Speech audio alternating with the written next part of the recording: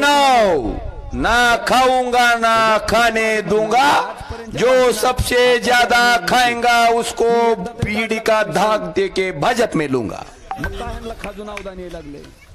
आता पुढचं ऐका, ए ऊन तर लागत नाही बघा कशी खट्ट बारदाना आहे। थांबा थांबा, केसचा निकाल त्या ठिकाणी आता पुढं चालू आहे त्या केसची। माझा असं म्हणणं काल देवेंद्र फडणवीस करीब करीब 70,000 करोड़ रुपए के घोटालों का आरोप है।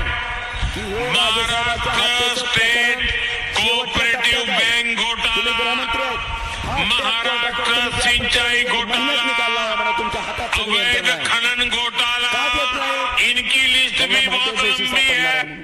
रोज तारखा मग कुठे गेला घोटाळा? काही ना काहीतरी कारण माय माय माय कुठे गेला? 2006 पासून बघा गंमत, 70,000 कोटीच्या घोटाळ्याचा आरोप असलेले अजित पवार त्यांच्याच आमदाराच्या पाठिंब्यावर त्यांच्याच मंत्रिमंडळात कोण उपमुख्यमंत्री आणि खातं कोणचं? अर्थ खातं म्हणले ह्यांना खायचं सगळ्यात चांगलं माहिती आहे, ह्यांनाच द्या। आणि ह्याच्या विरुद्ध अरविंद केजरीवाल ज्याच्यावर 1 रुपयाचा आरोप अजून सिद्ध झाला नाही, मुख्यमंत्री असताना कुठे का? फक्त ह्यांच्या विरोधात आहे। मग ही खाणे खाऊंगा ना खाणे दूंगा खरं आहे का? हो खरं आहे का?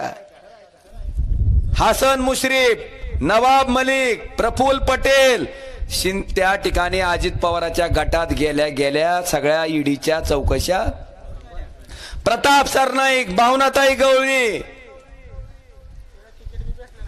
नाही, अरे हाणलेलं गाबाळ वाचलं तीच मोठी गोष्ट आहे, पण ह्यांच्या चौकशा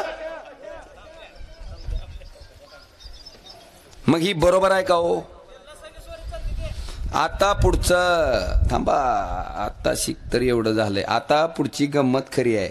70,000 कोटीचा घोटाळा काय कराल ते बघ।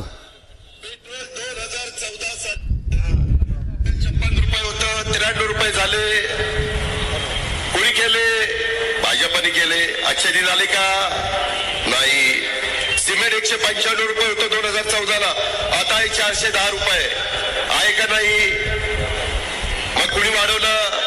भाजपने वाढवलं। अच्छे दिन आले का? नाही। स्टील 36,000 रुपये टन होतं, आता स्टील झालं 60,000 रुपये टन। या अच्छे दिन कमळाबाई या। कसं वाटलं भाषण?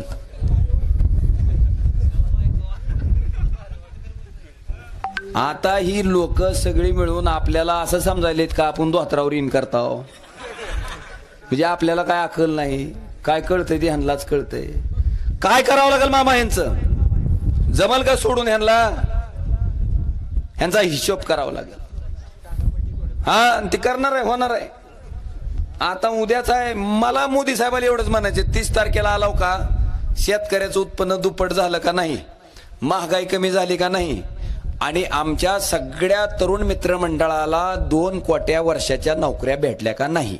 कारण आता ह्यांची भगवे कपडे घालून साधू म्हणून फिरायची पाळी आली। ह्यांची पाहुणं सुद्धा येणं भाकर टेकना कोण, हा निघा काटा निघाला यांचा। तुमची झाली तीच नशिबानं, आम्ही अशी जाऊ बम बोले। 2 लाख नोकऱ्या मिळणारा वेदांता फॉक्सकॉन पुण्याला आलता, कुणी नेला हो गुजरातला? 2 लाख नोकऱ्या कुणाच्या बुडाल्या? त्यांनी सांगायला पाहिजे का नाही? मोठं गप्पा हाणू नका म्हणावं, एवढ्या 4 गोष्टीची जी वायदे केलते त्याचे आम्हाला उत्तर